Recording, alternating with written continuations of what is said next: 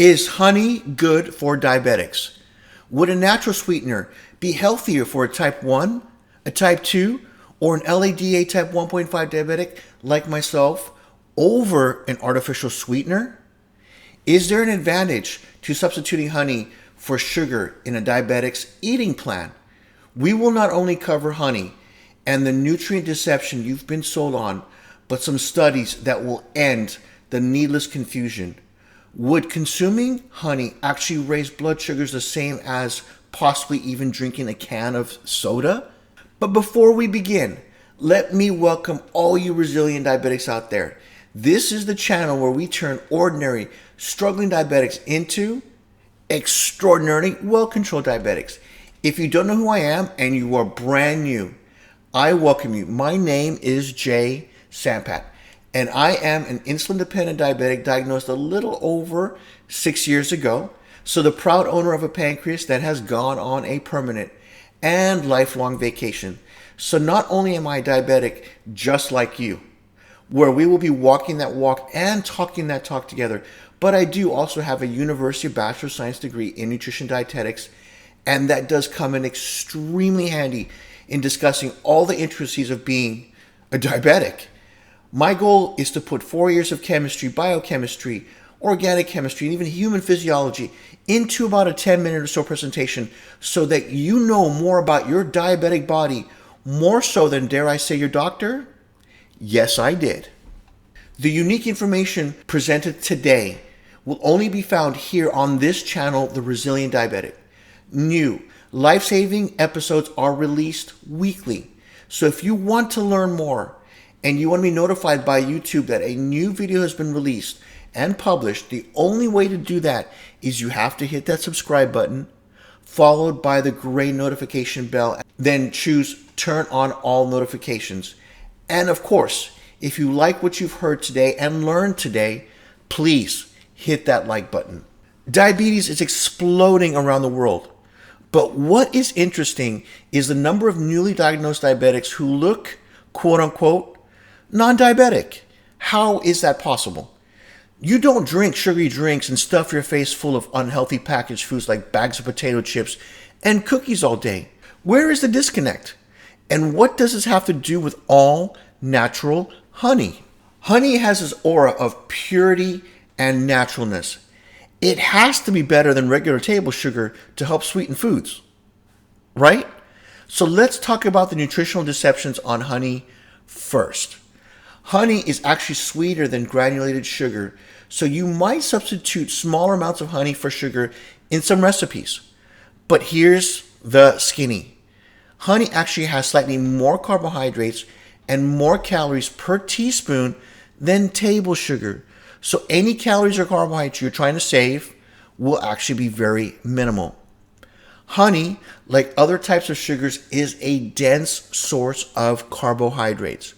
Most of these carbs are in the form of glucose and, most importantly for us diabetics, fructose, which are simple sugars.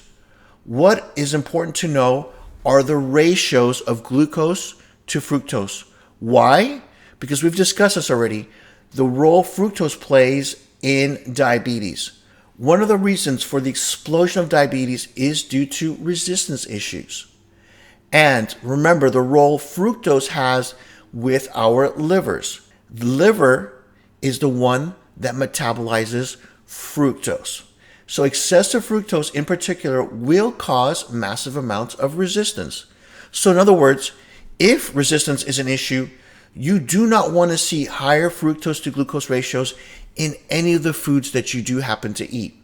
So what are the proportions of fructose to glucose in honey and sugar? Sugar is 50% fructose and 50% glucose. Honey contains 40% fructose and 30% glucose. The reason for its ratio is because it's comprised of 17% water and 82% carbohydrates, while pure table sugar is 99.9% carbohydrates. Let's compare that to the evil sugar, what's known as high fructose corn syrup that you've all been told to avoid. The most common type is called high fructose corn syrup 55, and that consists of about 55% fructose and 42% glucose.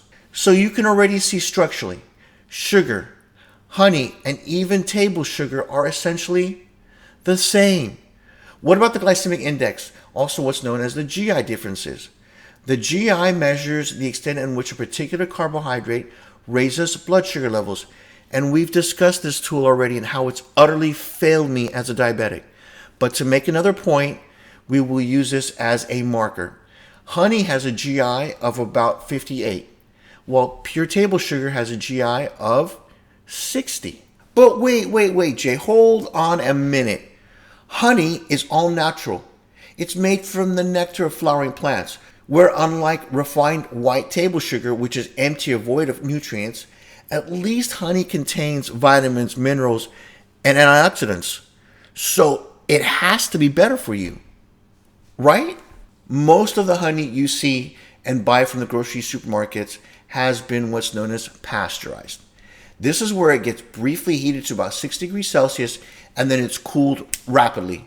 This pasteurization process kills any yeast cells and prevents the honey from fermentation and slows the rate down of crystallization.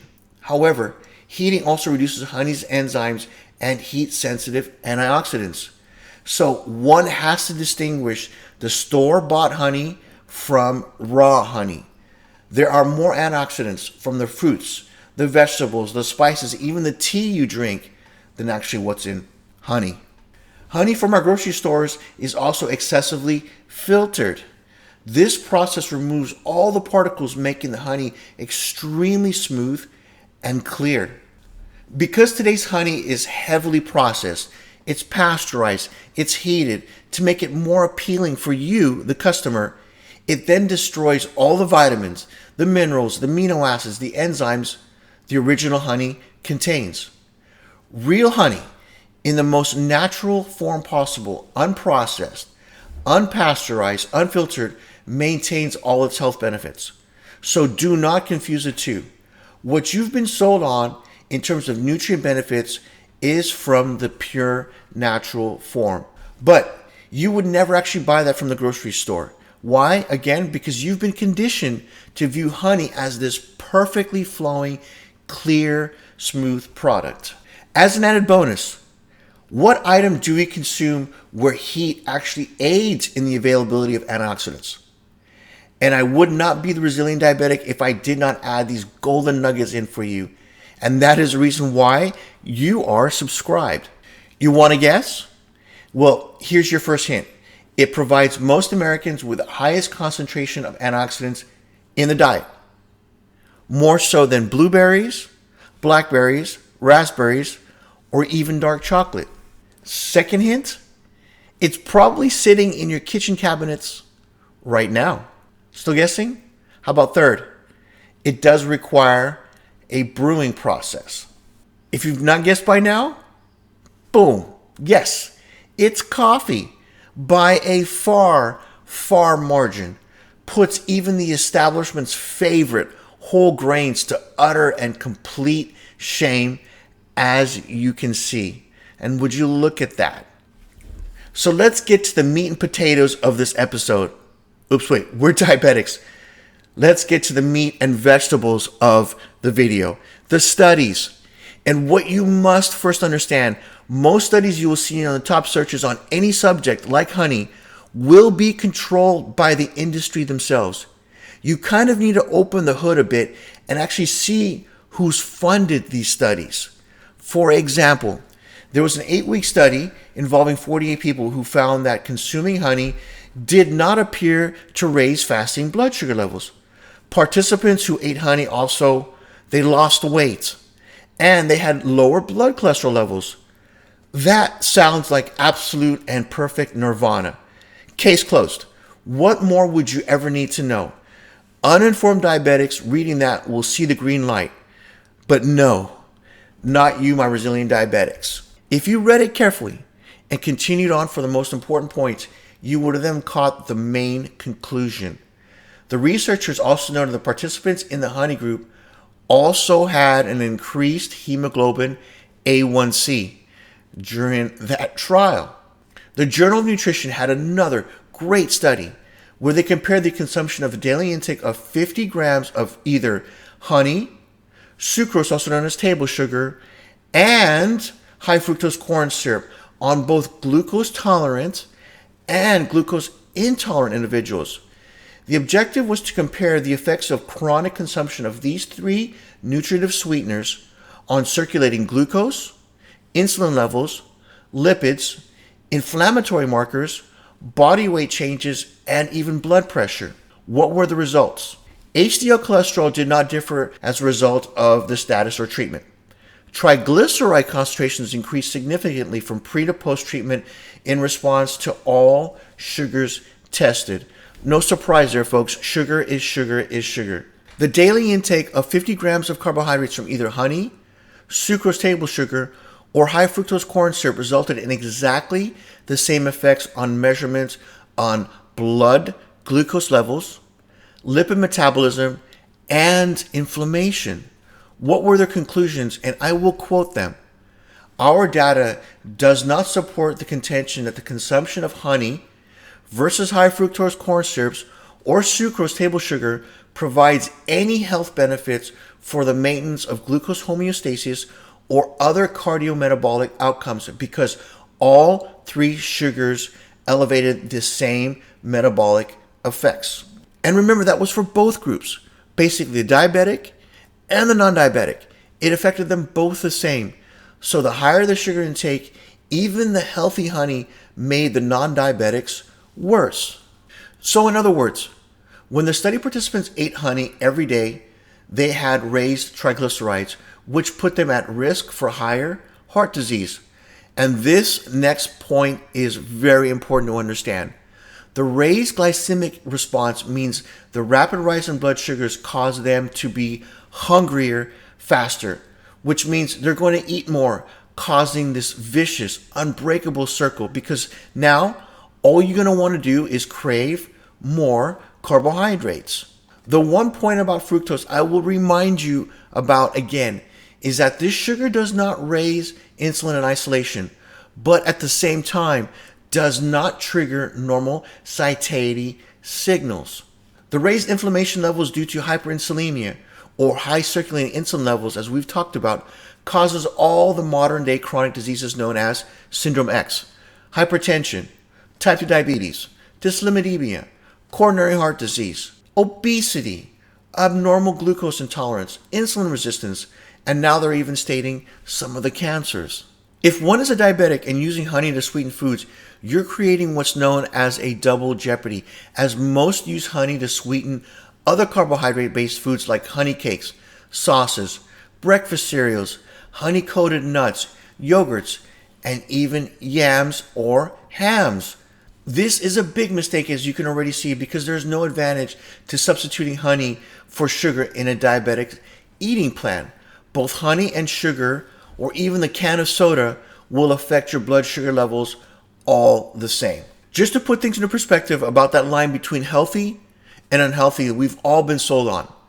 Apple juice has more fructose in it than Coke does. And you wonder why our kids are turning diabetic at record numbers and at such young ages. And then our quote-unquote experts blame junk food and packaged food as the real culprit, when reality is some of the natural healthy foods are also the real concern. Now you know. I'll create a very important playlist for you on more videos related to carbohydrate-based foods. In the episode, Can Diabetics Eat Watermelon? What impact will a fruit like watermelon have on your blood sugars?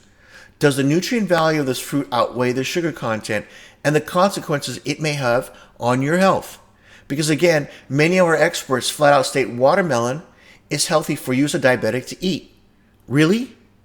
Okay. You will know if this fruit is right for you. What about nuts? In the episode, Are Nuts Good for Diabetics?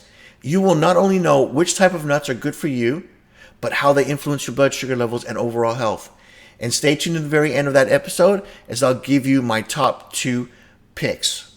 If you're on a desktop or laptop, use your mouse to click that box. If you're on a mobile device, tap that with your fingers. So, have a great and productive day, and we will see you soon with another new episode, which I've said are always released weekly. Bye for now.